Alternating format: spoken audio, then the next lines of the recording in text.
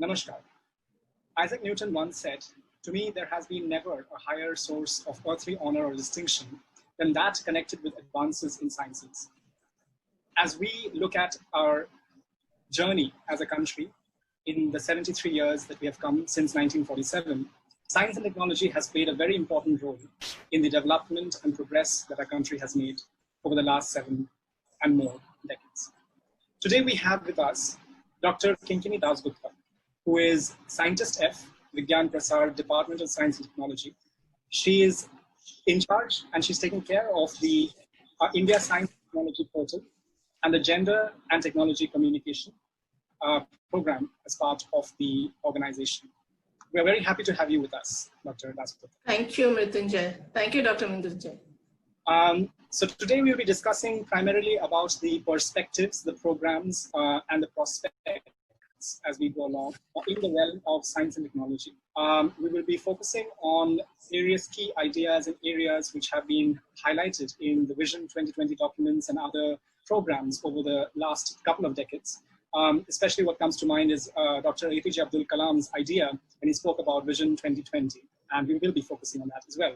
So coming to the questions themselves, the first question has to do with the Vision 2020, paradigm and the whole idea which was brought forth in this document that was prepared by the Technology Information Forecasting and Assessment Council of the Department of Science and Technology by Dr. APJ Abdul Kalam and a team of experts. And just to quote Dr. Kalam on this, he said that the plan is as follows. It is to transform the nation into a developed country.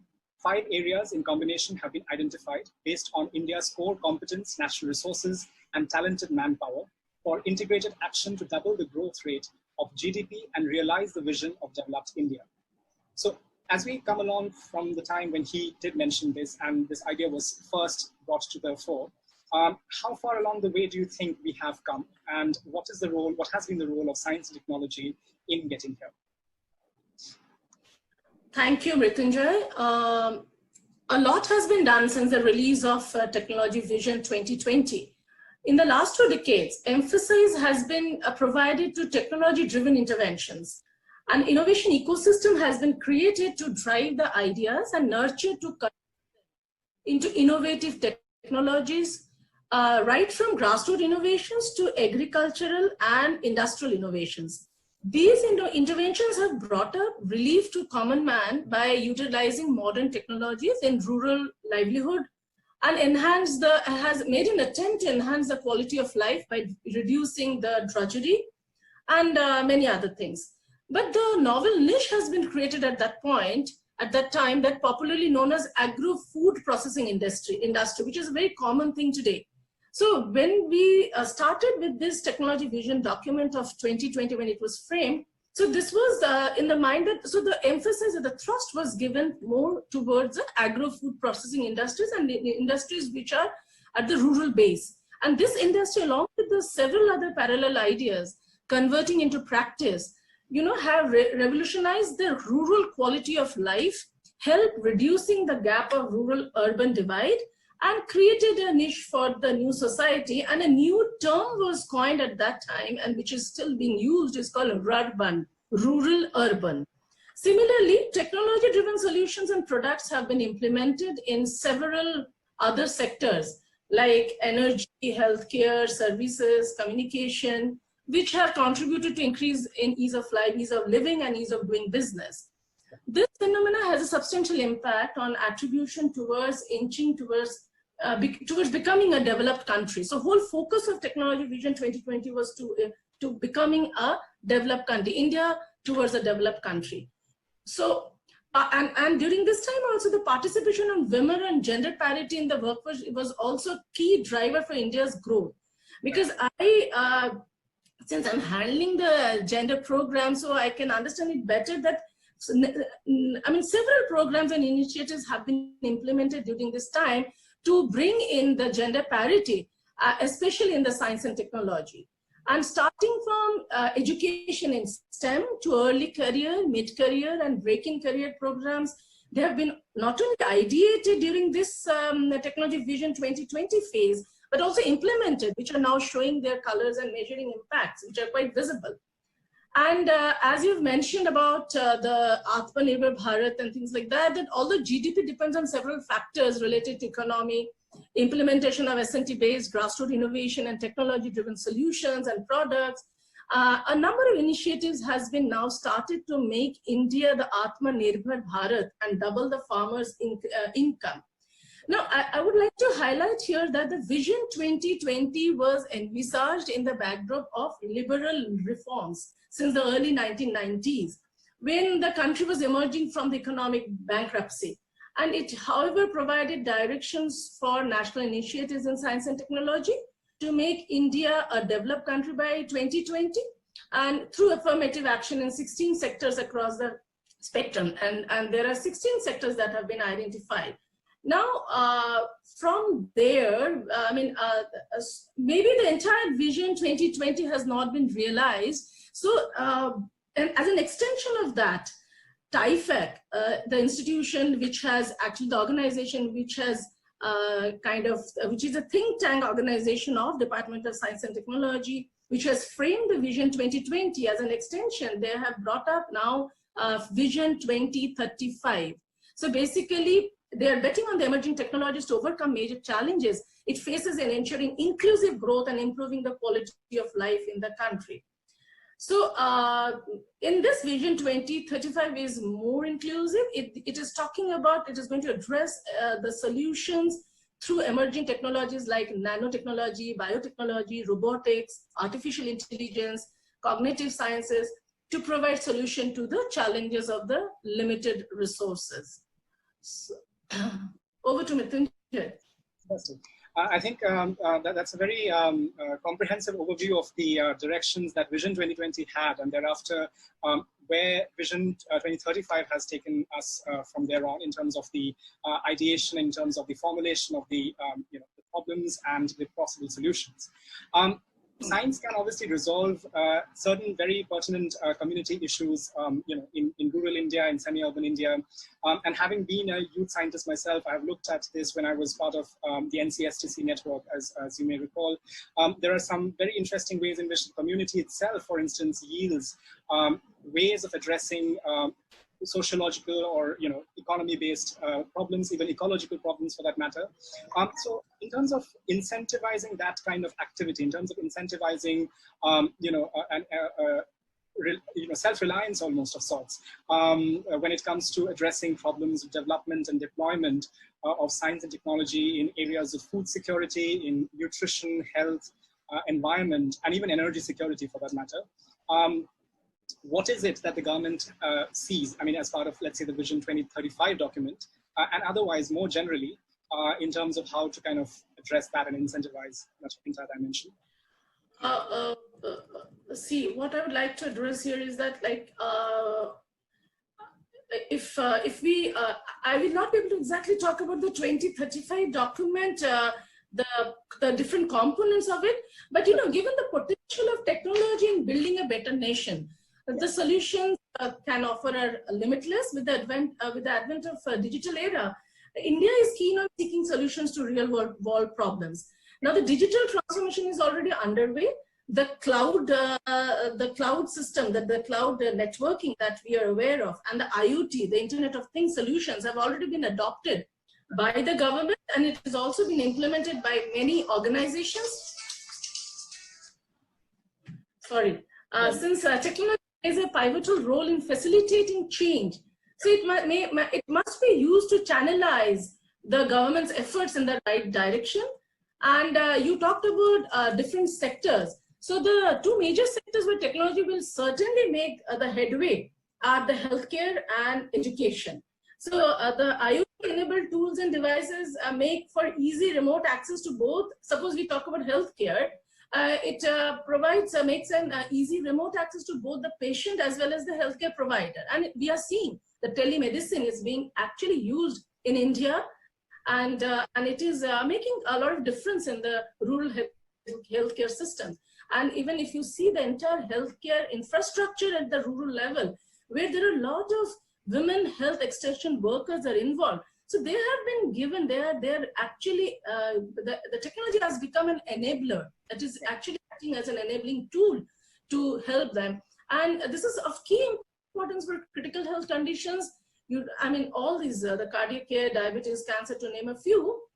And even now, when there is an outbreak of disease like COVID, and the technology is playing an important role and pivotal role in reaching out to the last mile of India. In terms of education, we need to be able to provide education to all, irrespective of one's social standing. And like we are now seeing that there's a lot of digital education, digital platform that is in place. And the new education policy also talks about a lot of improvements and a lot of new schemes and programs to tackle, to kind of universalize the education. So this is what actually the 2035 is looking at. And 2035 is also looking at number of things, the artificial intelligence, quantum technology. Maybe we'll discuss in subsequent interaction, while we interact. And the things is that, so the main emphasis in the technology and the 2035 is on health, education, on sanitation, high-speed internet. And then if you look at the sanitation, if I can continue, in India, sanitation and self-drinking water in urban and rural areas are two big concerns for government. And the current use of technology to purify water is still restricted to chemical treatments, water purifiers, but with the use of nanotechnology solutions, we can really make it cheaper and provide improved water filters to all. So these nanotechnology is being used, or nanotechnology-based filters are being used for water treatment. Sanitation is also, we are using waterless toilets, biodegradable toilets to treat waste, and waste treatment to treat the waste. And this is being already implemented by Indian Railways and even in a lot of rural areas. So these are based on innovative technology. So this is how the government of India is working towards kind of implementing, providing the technology solutions to address the challenges in different sectors. So I think you raised a very important point, which is to kind of look at the deployment of technology and going the last mile, essentially. Having been at Cambridge, we have looked and interacted with Professor Jaideep Prabhu, whom you may have heard about. This pioneer of frugal technology, or Jugaad innovation, as he calls it. Now, the idea being that there are some very traditional indigenous practices, certain things which already do exist in India. There are solutions from within the community which do cater to the problems that may be there.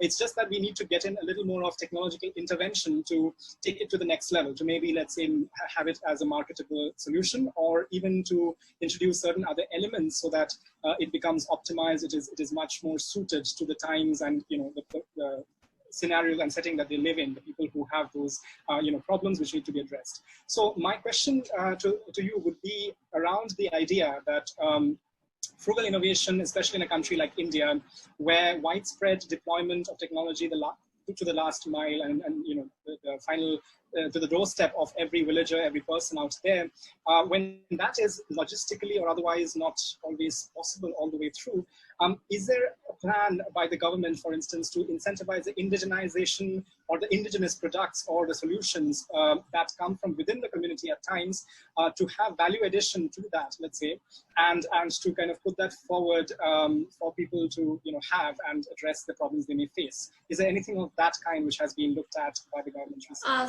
So actually, I would like to tell you, Mrityunjay, that India has identified innovation as a priority. And its national strategy has been the decade of innovation. 2010 to 2020 is the decade of innovations. So basically, it commits to strengthening science, technology, and innovation capacities, and with an objective to increase gross expenditure on R&D to 2% of GDP by 2020.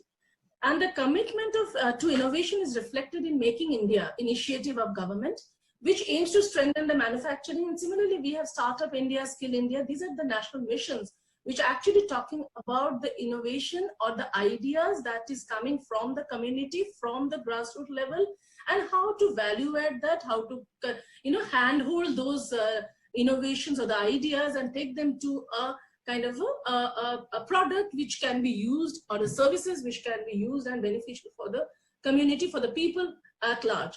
To catalyze the growth for inclusive development, the National Innovation Foundation supports grassroots innovators. This is a foundation which is again under the Department of Science and Technology. It is based in Ahmedabad, and so they support grassroots innovators, and an inclusive information fund has been created to mobilize finance to support enterprises developing innovative solutions for the bottom 500 million. That is the, the key word.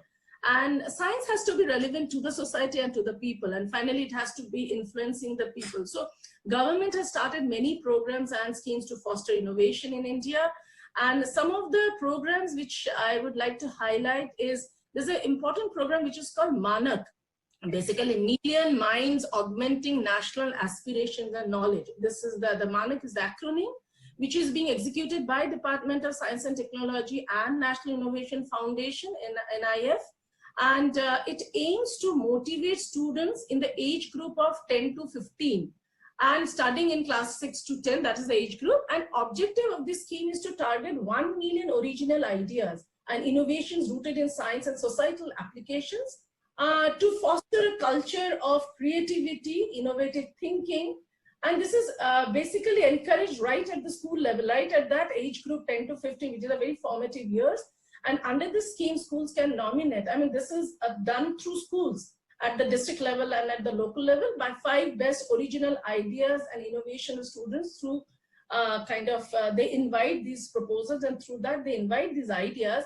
And in a year, they invite around 1 lakh ideas, and around 10,000 ideas are actually awarded. They are instituted, and those 10,000 ideas are actually developed into a prototype. And there are a lot of camps, and there are a lot of programs, interactive programs are being organized to give shape to these ideas. And then they are taken up at the kind of a prototype level. And apart from this, there are some other programs of government which pertains to science and technology. One is a Nidhi Prayas program, which is focused to provide support and funding from idea to prototype. Again, this is for the young and aspiring innovators. And innovators should use the Prayas grant primarily to convert their ideas into prototype. Then we have Startup, India, Innovate India. So they from time to time, they are encouraging the young and aspiring innovators. And there is a support and funding from the government to, actually realize them from idea to a product or a service. And so some of these programs are offered by government. Thanks. And that's, again, a very important point there, because, I mean, it is about investing in the human resource that we have in terms of the young minds, in terms of the generations to come, essentially, and how they can flip back positively in certain ways into society. My next couple of questions would be around the idea of science education and the whole idea of the paradigm of education and how we orient ourselves when it comes to nurturing science within the country. And nurturing science with respect to not only application, but also the pure sciences, for instance. So my first question would be around the idea of and the reality of brain drain, where we see that, there was once in India where we had a Subramanian Chandrasekhar, and we had C.V. Raman, and, we had Satyendranath Bose as well. But today we have various Indians who are making, headway, who are making headlines and ripples in the scientific world, but they're not placed quite in India. Abhay Ashtekar, for instance, and even Venkatraman, Professor Venkatraman. And in the case of the latter, he also mentions that his talent was not quite appreciated when he was back here in India during his education, when he was studying here. But I'm sure that the country has obviously come a little distance from there. It has improved on this particular aspect, because I myself have been an Inspire scholar and a part of various programs. So I would like to know from you, in terms of nurturing talent within the country, keeping them here, incentivizing their continued presence and participation in the development of the discourse here and the way this country, science and technology, goes forward. What are the things that have been kind of discussed and are in the, are about to come still, essentially, from the government side? Okay, before I answer your question, I just would like to give a brief background that in today's globalized world, human resource development through higher education has become very crucial, and it's a necessary activity for almost all countries. Yeah. So what we need is a skilled and professional manpower. So it is therefore become a very valuable asset that countries are struggling to acquire. And there was a time when manual labor was in great demand for trade, and with the advent of technology, now the emphasis has been shifted to brain power. And India continues to generate this educated manpower or human resource, which is not only which it is not always able to absorb. So this has resulted in professionals leaving country for better career opportunities abroad, and that is how this was the origin of what actually became known as the issue of brain drain, and which actually, if you see in 90s, it really hindered the national development. But now the reversal of this phenomena has started, and with the return and reintegration of educated and skilled individuals. And to this, Government of India has instituted several scholarships and programs, and scientists are attracted back to India through these. And these scientists are non-resident Indians. Some of the programs are directed only for those non-resident Indians, NRIs, who were looking to come back and decided to take up the available opportunity until they found a long-term one. So it's some kind of an interim support that government is providing. So like there is one which is Ramanujan Fellowship, and the Ramanujan Fellowship actually was instituted to mean for reverse brain drain, and the word now is used for brain gain. And this scheme has been developed for brilliant scientists and engineers from all over the world to take up scientific research positions in India. For those, they have to have, those who are doing postdoctoral abroad, or scientists who want to return to India from abroad, this fellowship is mainly for them. And this is for all areas of science, and the fellowships are, very scientist specific and very selective. And they can work, the Ramanujan Fellows, they can work in any of the scientific institutions and universities in the country, and they would receive the research grants from the government. And this is by Department of Science and Technology. Similarly, there is one Ramalinga Swamy Re-Entry Fellowship, and this is from Department of Biotechnology. So again, this is meant for, to get back the precious scientific minds that and nurture the country, but due to several reasons they had gone elsewhere. And so this is again for biotechnology. This is mainly for the biotechnologies, and they can pursue their work and career in science in any Indian institution, in any R&D institutions. Then there is a very recent one which is called Vajra. The full form of Vajra is Visiting Advanced Joint Research Faculty Scheme. And this is again offers accomplished NRI scientists, and NRI scientists, they get the opportunity to undertake research in India. And this is for a short duration. This is for a maximum period of 3 months. And for every year, there is a set number of fellowship which is granted. And there is another important one is National Postdoctoral Fellowship, which is to fund overseas Indian scholars wishing, again, all these are for, scholars who would like to come back to India and they would like to stay and serve the society, and they can complete their postdoctoral research under these fellowship programs. So these are some of the main fellowship programs which government has is providing, and this is really helping now to reverse the phenomena from brain drain to brain gain. Which is very important, I would say. Yes, absolutely. But that comes obviously when we speak about the postdoctoral researchers, and it's very important to get back the developed minds in some ways, who have had some experience. But if you look a little earlier in the trajectory of a student, let's say in the school days and in early college days, there is this rush almost, and this is something which all of us have seen. There's a ubiquitous rush towards engineering, for instance, right? And that is very understandable because there is a certain market, there's a certain employment prospects that people look at. And which is why, if you look at a survey, I myself went to my own school, for instance, a year or so back, and by a show of hands, if you were to ask the students out there about the kind of pursuits they want to follow through, you would find extremely less students, very few students who would go for pure sciences. I don't think I found any actually in one of the classes. The point being that, there is a certain balance of the pure and the applied sciences and technology in various countries. So be it Germany, be it Italy, be it the United States, and various other countries around the world. But in India, because of very practical details at times, or even certain kind of prospective benefits of pursuing certain lines of research or sorry, employment and studies, people do tend to go towards in that direction. So to kind of create that balance, I do know that there are various schemes that are out there which have tried to incentivize students to opt for these the pure sciences, for instance. But the larger discourse, the cultural change almost of the idea that there is more to it, more to the pursuit of the sciences than just looking at the long-term prospective gains, but also in terms of the quality, that the nature of the work that is being done, the importance of certain things that needs to be pursued, and where that makes us stand, where that puts us in the world scale. Those are things which needs to be delved into, and that needs to be engaged with the students especially. So in terms of communication, in terms of popularizing the pure sciences and taking the discourse in that direction of balance essentially between the pure and the applied sciences, could you give us a little bit of perspective on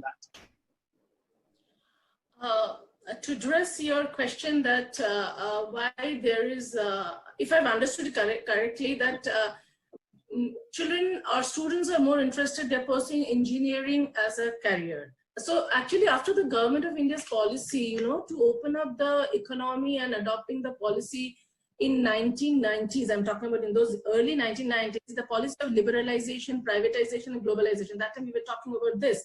And in short, it is called LPG. So the Indian market had shown up increased demand of skilled workforce. So that is why there was a rush to go into the engineering sciences or the applied sciences. And basically that was helping in training the workforce in application of technology, services, products and solutions. So after this LPG policy started showing impact, students prefer studying engineering for the sake of tapping the job markets, as you have already mentioned. And obviously this has thrown up a new challenge of saturating the job market relating to engineering science. And after that, what has happened? Spiritual engineering students started also doing MBA, because they need the companies require a managerial skills as well, along with the engineering, the technical skill. So to address this situations, several programs and schemes have been initiated, because it has, over the time, it has been seen that the students or the young minds are not pursuing science as a career, because it takes time to get into the job market. Job opportunities are also very limited.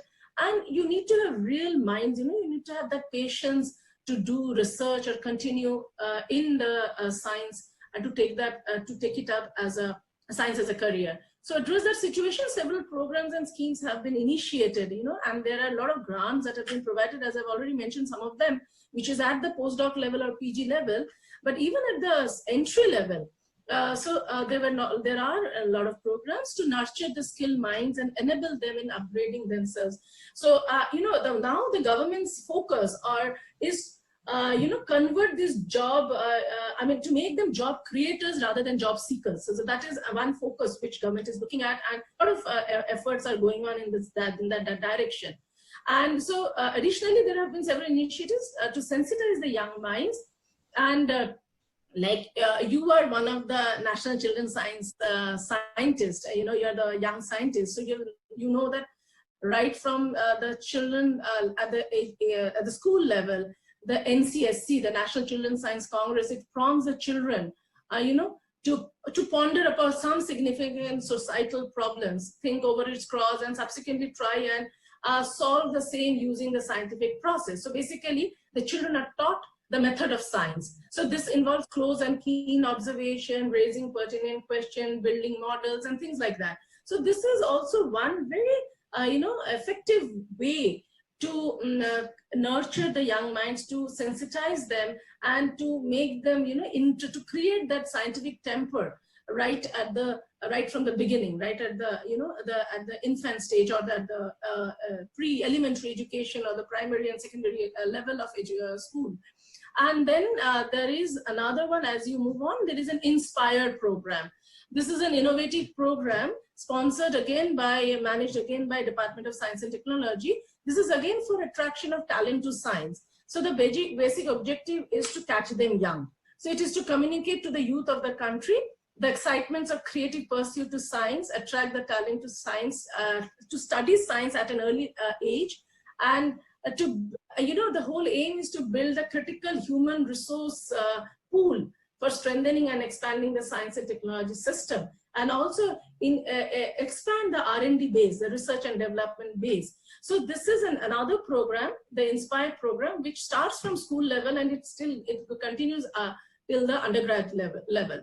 And there are constant programs. These are small programs which are continuously going on in science and technology, kind of ministry and the different departments. Like CSIR has a Student Scientist Connect program, which is known as Jigyasa. So basically, children, which aims at extending classroom learning and focused on well-planned research labs. So children are taken to the nearby scientific laboratories or research labs, and they interact, they spend a whole day in the scientific lab, and they interact with the scientists there.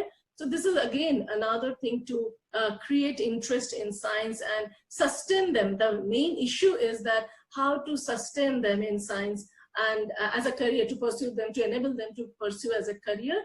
And then there are a lot of, round the year, we have a lot of major, programs and exhibitions and fair, which is being conducted by different departments and institutions. Like the one which you were, Indian Science Congress is one, of course. And then there is, we have started with India International Science Festival. So there, it is a festive mood. So children from the remote areas, children from all schools and colleges and from all areas in the all parts of the country, they come, they assemble, they do a lot of experiments, they interact, they stay there for 7 days, and then they interact with all the scientists, research scholars. They get exposed to a lot of scientific programs, and they develop, they interact, they present their own programs and models that they create. So these are continuous, programs and support that is being provided by Government of India to nurture the young minds and sustain them, to retain them in science and technology, so that they become tomorrow's scientists. I think it's very important also because in the context of the national education policy, yes, we have the idea of experiential learning, we have the idea of critical yes, independent reasoning. Critical thinking, problem solving ability, analytical problems, critical thinking, and major focus is on problem solving, to develop that aptitude of problem solving. Yes, sorry, I interrupted you. Even when I was working with the MHRD last year, and we were looking at the idea of competency-based learning, and I think it's very important also, for instance, in terms of how to make a student understand an experiment in terms of not only doing it well, but also in terms of possibly conceiving how to kind of, or conceptualizing how to kind of take something which is in theory out into the experimental realm, or trying to kind of implement something based on the theory they have learned. And this is something which is very important, obviously.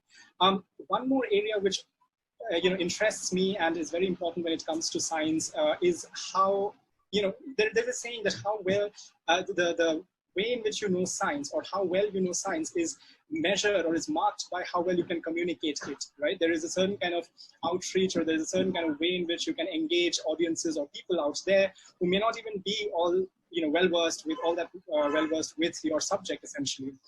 So in this realm, I think in this area of interest, there has been discussion in terms of scientist communicators, like people who do good research and are from a very young age oriented to do good research, but also are interested in making science available, making science accessible, putting it out for the larger, the wider world out there. And unfortunately, in India, we do not have those many scientist communicators who are who are doing both, who are scientists, who are well-established scientists, and are also well-recognized communicators. In the US, obviously, we have various figures. We have Brian Cox in the UK, and others. Even Stephen Hawking has written extensively in popular science books, and that has been seen to kind of incentivize science quite a bit, because I personally have seen how school students in the UK do engage with those ideas at a very early stage. Obviously, they don't have the conceptual tools to go into that immediately, but even that interest kind of translates to them going forward and taking that up full time, possibly. So in India, what is it that is still lagging in terms of, we do have very good research. We have extremely good laboratories. For instance, I'll give you an example. In TIFR, we had a discovery on superconductivity recently. There was a certain kind of, superconductivity in a certain regime, in certain parameters or conditions which was discovered, and people wrote about it.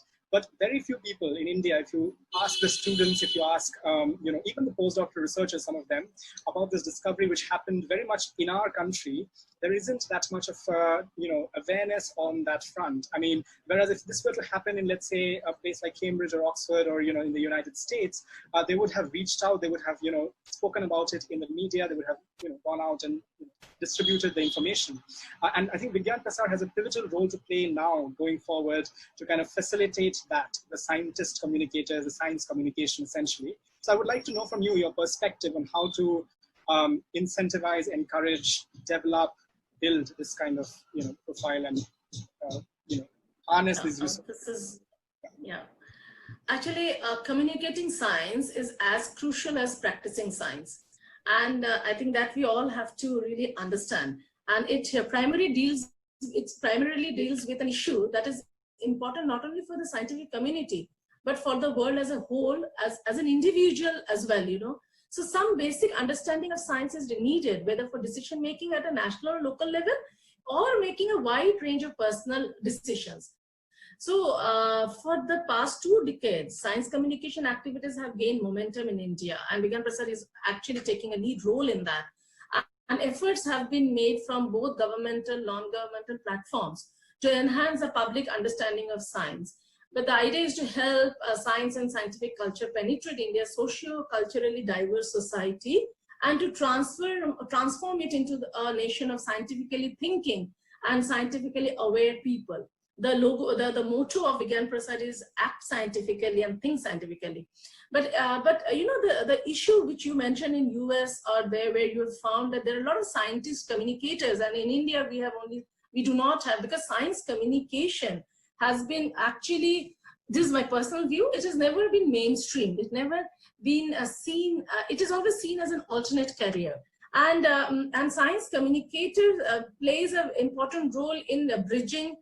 Basically, it is a bridge between a scientist and the public. But now there are actually a lot of efforts have been given by Vigyan Prasar as well as Government of India as a whole to promote or to encourage more scientists to become communicators and to talk about their research and their science that they are doing in the lab, and which can be translated, which can be made understandable in a very simplified language to the common man, to the target group, target audience. Some of the programs which I would like to highlight is that there is a very recent program which has started, which is called Avsar. Basically, it is augmenting writing skills for articulating research for PhD and postdoc fellows.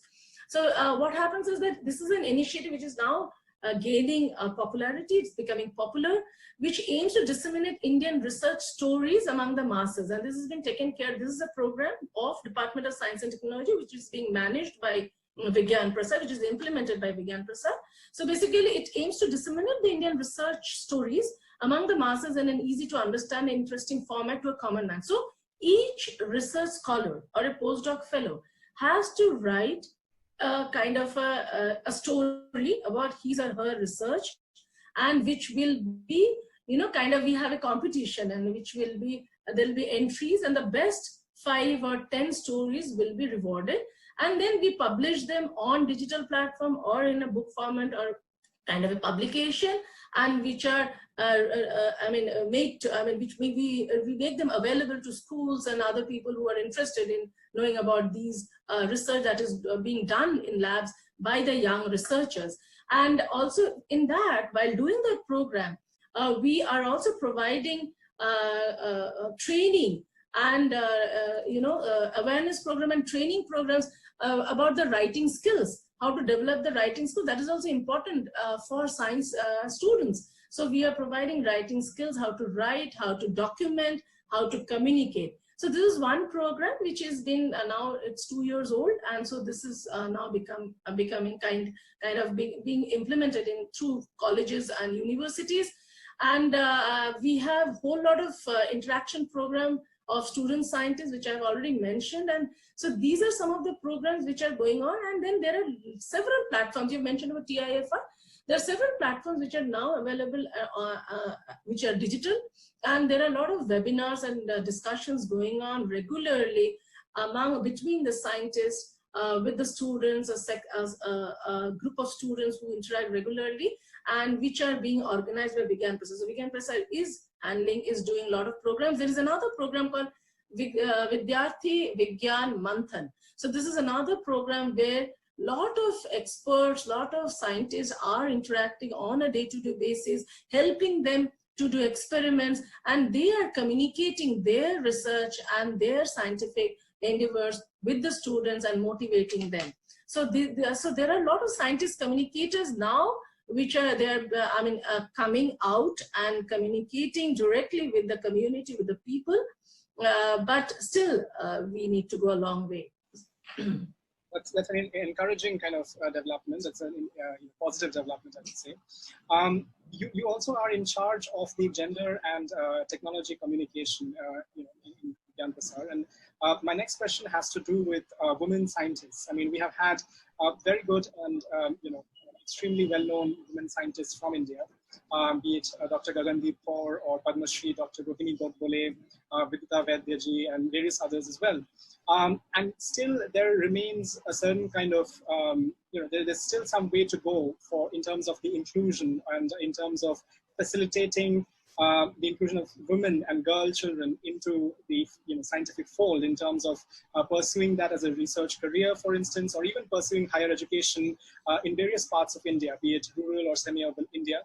So in terms of incentivizing the inclusivity, that the whole idea of inclusion of women in science, promoting women scientists in India, what is the current status, and what are the prospective plans of the government, and especially Vigyan Prasad on that front? Actually, to have this gender equality in science, technology, engineering, and mathematics, the STEM, before I talk about Vigyan Prasad, there are overall, the programs that are being implemented by Government of India, because Vigyan Prasad takes up those programs and they implement it at the grassroots level, or at the kind of in the society, take them to the masses and to make them informed. So one program is Vigyan Jyoti, which is a new program. It's a newly launched program of Department of Science and Technology. This is a dedicated program for girl students to pursue their careers in science, engineering, and technology. And it aims to encourage and inspire girl students to pursue higher education and become self-reliant, and also offer exposure to girl students, mostly coming from the rural background, to help them understand how to plan their journey from school to college, and thereafter from research to job. So this is it starts from school level and this continues till the college level. And so this is, and then it gets integrated with other programs of government particularly for women, after undergraduate, postgraduate level. Even there are some schemes of women for breaking careers, so women can come back if they have if they discontinue after a certain time after their post-graduation. Many of the women in India, they cannot continue, so because of their family responsibilities. So this Vigyan Jyoti is at the school level, which encourage and inspire girl students to pursue higher education. And similarly, there is a program called Scheme for Early Attraction of Talents for Science. This is again meant for girl students. And then there is a very new program which has been implemented, which is called Gati, which is mainly for gender equality in STEM education, the gender advancement for transforming institutions. So basically, this is creating under this program, a framework is being created, is being developed for assessing the gender equality in STEM. And for this, an online portal for SNT resources for women will be provided. So there will be whole lot of e-resources will be available, all related to all women-specific government programs, schemes, and where all the stalwarts of science, all these celebrities of science, or the women scientists. They will be brought on board, and they will have a constant this will be a platform for constant interaction with the young girls and the college-going girls. So these are some of the programs which is being done by Government of India, mainly by Department of Science and Technology. And this is from school level to postdoc fellowship for women candidates.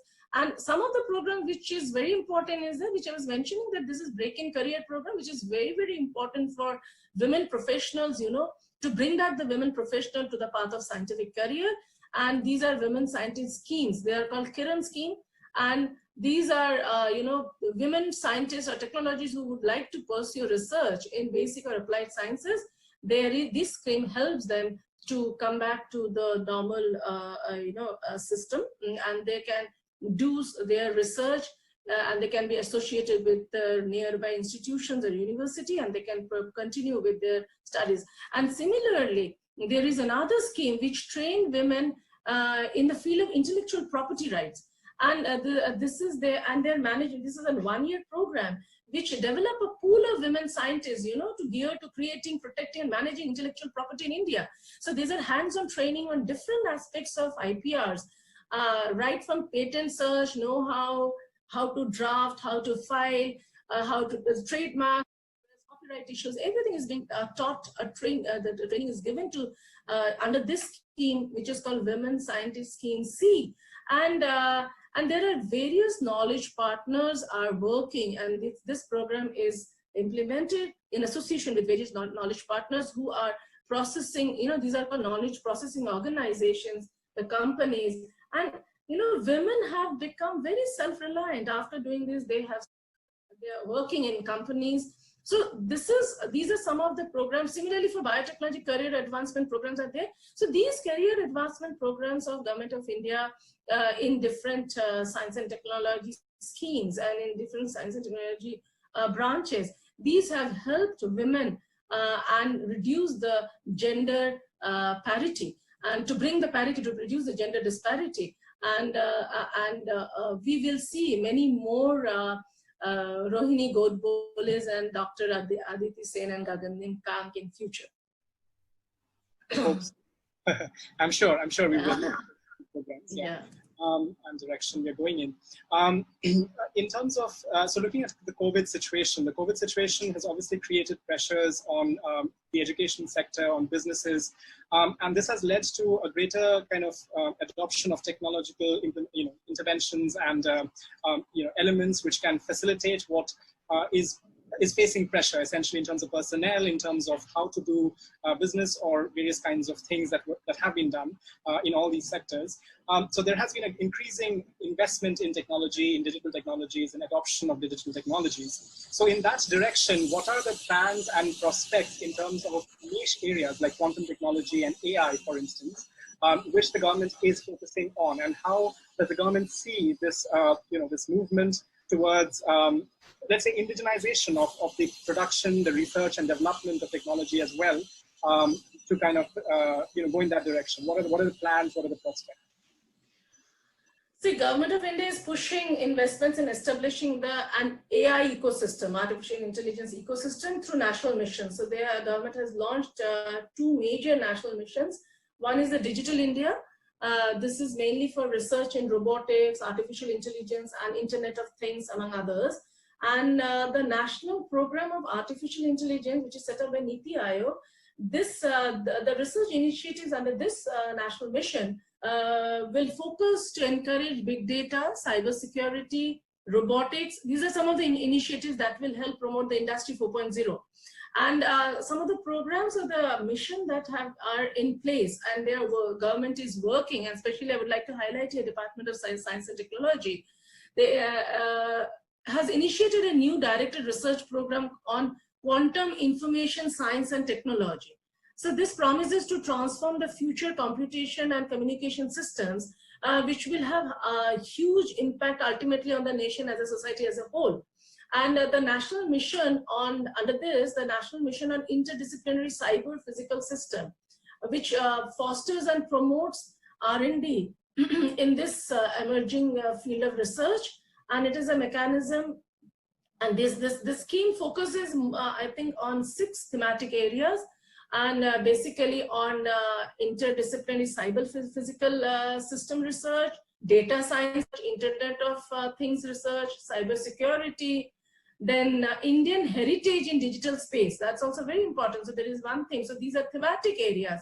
And then epidemiology, data, and analytics. So these are some of the programs under cyber physical system. And basically, these are the new class of engineered systems, that integrate and physical processes in a dynamic environment. And this encompasses technologies, areas of cybernetics, mechatronics, design and embedded system, big data, artificial intelligence, and many more. And then apart from that, and this mission is I would like to hear that this mission is being implemented through a network of 15 technology innovation hubs in the country. There are sectoral application hubs, there are technology innovation hubs, and there are technology translational research parks. So these are going to be established, and the entire program, the mission, will be implemented through this network of technology innovation hubs. The new one, which is very recent, is that government in 2020 has announced a national mission on quantum technologies and application. This is called NMQTA. This is for a period of 5 years, and this will be implemented again by Department of Science and Technology. And quantum technology, as you know, are rapidly developing globally with a huge disruptive potential. So the next generation transformative technologies that will receive a push under this mission include quantum computers and computing, quantum communication, quantum key distribution, encryption, quantum devices, quantum sensing, quantum materials, everything, quantum clock, and all other things, the related things. So the area of focus for the mission will be in fundamental science, translation, technology development, human and infrastructure resource integration and generation. And of course, innovation and startups will be there to address the issues concerning national priorities. And when in the beginning, we were talking about technology vision 2035 to 2035. So this will all be part of that technology. This is already in place. This is already part of that technology 2035. So the mission can help, prepare the next generation skill manpower. We've been talking about brain drain, technology vision of India, and the boost translational research, and also encourage entrepreneurship and startup ecosystem development. So the last question which I would like to ask is obviously in terms of the plan and prospective plan, policy suggestions, and the general direction of Vigyan Prasar essentially, and more generally the Department of Science and Technology in terms of any innovative, interesting, important policies or plans which are going to come in the near future. If you could just share with us something on those lines. Yeah, so as you all know, Vigyan Prasar is an autonomous organization of Department of Science and Technology, Government of India. We are engaged into large-scale science and technology popularization and communication in the country. So our basic agenda is science popularization. And we are working on the lines of India's STI policy, Science, Technology, Innovation Policy. And actually, the last policy, which was framed in 2013, we are going to have very soon in this year, we will have the next policy, the new policy, STI, Science, Technology, Innovation Policy 2020. And so we are continuously working in the lines of India's initiatives. And basically, our whole focus is to network with the common man, with the masses across the country. And we do, most of the programs are towards outreach and wide range of dissemination. And we have different programs and activities through which we reach out to the people. And there are various ongoing programs which is for promoting science and technology in the country. And both at the physical, we reach out to the people through face-to-face contact, and also we are heavily on digital and social media. So social media is another platform which we think, and for last couple of years this has been an a very area which is being strengthened. And so we are using a lot of communication formats and channels to reach out. And some of the program which we are doing is that we are into OTT platform. So Vigyan Prasad has already in place, has launched an 24/7 internet channel. And so, visualization is so important. And I think visualization helps to relate to the concepts. And I think we can make young students, and especially people who are from the semi-urban or rural areas, to understand, to make them understand science and make them interesting. So we are using a whole lot of videos. We produce continuously a lot of scientific content through audiovisual formats. And these are all made available on a platform, in an OTT platform, which is known as India Science. So this is one which we are going very emphatically, and we are doing a lot of programs in that. And I would request all of your viewers to get access to this indiascience.in, and you can have a look at all those videos that are available. And these videos are for different age groups and for different target audience across the section. And apart from that, we have another program called India Science, Technology and Innovation Portal. And basically, this is a digital portal through which we would like to talk about it's basically a repository of scientific research activities that is being going on and undertaken in the country by different labs. So we would like to cover the entire S&T ecosystem in this. So this is another digital platform where we are bringing science at one place, and all the developments of science in India, which includes technology and innovation. So these are the two major programs that we're doing. And apart from that, we are also would like to now, with the new normal, so most of our program will be online, will be made available online. So we are going to have podcasts. We are all thinking about the digital seminars and digital virtual platform to interact with the people whom we were unable to, reach, because we are a small organization. So most of the programs which we are doing through a very solid network that we have at the grassroots level, at the state level, district level. We work with universities, we work with different scientific agencies, we work with science councils, science and technology councils, which are there at every state. So these are some of our, channels of communication through which, these are avenues through which we reach out to people and to different segments. And some of the major important is that we are going, you are reaching out to people through regional languages.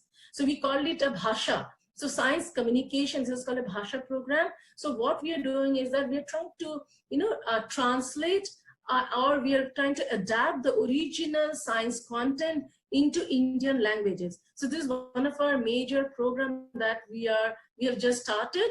And so through which we have already started in Bangla, in Tamil, in Gujarati. And so we are going to expand this. So we are also trying to tap the local, the regional, the scientists or the science writers or science communicators who are working in their regional languages. So we will bring them together. This is basically a convergence, and we would like to have lots of material, lots of content, knowledge products in regional languages. So these are some of the three major programs. And another program is that we were talking about science communication. What is important is that we need to reach out to media and tell them what is the true science, the exact science, because there's a lot of fake news, there's a lot of misconceptions. So we also do a program which is called Vigyan Samachar, and through which we reach out to entire media, both print, digital, social, and electronic. And every day we produce science stories. And these stories are actually the stories which we receive from the research laboratories. So we convert them, we produce interesting scientific stories, and we send them to all the media houses, the newspapers, the print and the digital, and they publish this content. And that is another way of reaching out to the common masses. So these are some of the program. And in the women program, we are working in the tribal areas, and Vigyan Prasad is working using radio, and also a lot of awareness and capacity building program in the rural and the tribal areas, because tribal needs there's a lot of program which, and you know, each or most of these programs are really need based. So all our program are design and develop which is appropriate to that particular community or the target audience whom we are trying to reach at. And so tribal, whenever we go, we try to take the indigenous knowledge, the wisdom, and blend with the technology or blend with the modern science. So this is how we design and develop programs. And so we are also reaching out to tribal, and as part of women program, we are addressing some of the major issues of women related to health and nutrition, food security, sanitation, water and sanitation, drudgery reduction. Rural women face a lot of hardship. So we are having a number of programs how to, reduce the drudgery of women, rural women, through improved tools and technology, especially women who are working in agriculture. So some of these programs we are trying to reach, and our emphasis is to reach through different Indian languages, to take the scientific content and scientific knowledge to create and scientific knowledge society, and also make them to help them in making informed decisions. So that is how, and ultimate aim of Vigyan Prasar is to inculcate scientific temper. Right, and I think it's a very commendable kind of aim, and it is an important direction we're going in, especially inclusivity and access to science. I think you mentioned about the tribal population, how these communities can also be kind of brought into the discourse, how their indigenous solutions can be, there can be value addition of that, and thereafter we can kind of go forward with those as well. I think we would like to close with some comments and perspective from you in terms of the general kind of perspective in science, because we'll be releasing this video on Independence Day tomorrow. So generally, if you have any thoughts about our, the place we are at the moment and the direction we'll be going in, not just in terms of Vigyan Prasar, but more generally in terms of as a country in the realm of science and technology. Actually, we are moving towards an increasingly globalized world, and when it comes to science and technology, and we are. I would like to highlight one thing about our international collaborations. And on this, on the eve of Independence Day, I would like to say that we have been.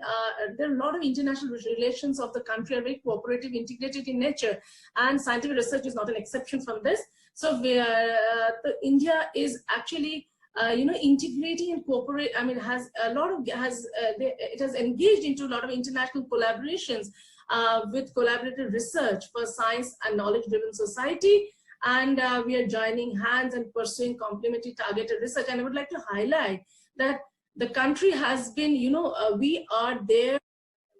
We are scientific and technical partner in various mega science projects. Very important that we are where we are today on 73rd independence, that we are providing our scientific prowess and technical partnership in various mega science projects, whether it is CERN's Large Hadron Collider, even the Facility for Antiproton and Ion Research, India-based Neutrino Observatory, and then you have the LIGO project, the Laser Interferometer Gravitational Wave Observatory, 30-meter telescope. So Indian researchers, scientists, and technologies form a major part of scientific workforce around the world today.